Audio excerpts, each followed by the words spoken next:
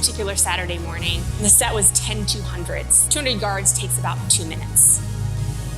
I'm so sore, I can barely walk. I feel like I have 50 pounds on my back.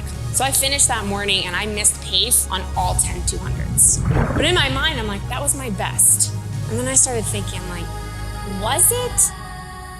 Don't preserve your reserve.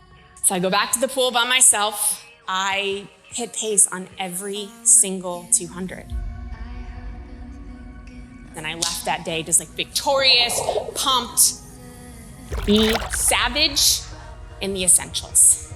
Hone in on a couple things that you are so death gripped on that you will do anything to make sure that it happens. That was a thing that gave me a huge amount of confidence that I knew that my competitors were not doing. Close the loop.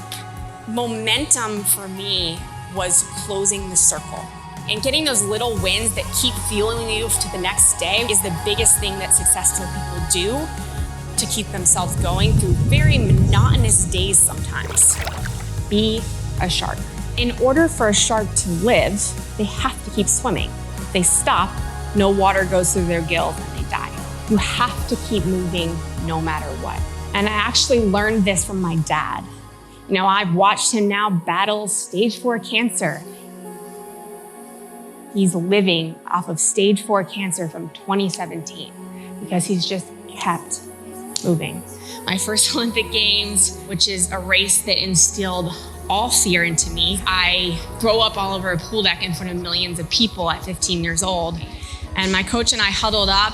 He's like, you need to stop being so terrified of this 4.5-minute race. It's like, we're gonna do a set so hard, and it's gonna make the 400 IM look like a walk in the park. Well, I got back up. I could have let that beat me, but what it did was it made me feel bulletproof. And she's come to take a world record. Katie Hoff. Katie Hoff. And at the age of 15 years old, I became a part of that fraction of a percent to win a gold, silver, or bronze medal. And I did that 3 separate times.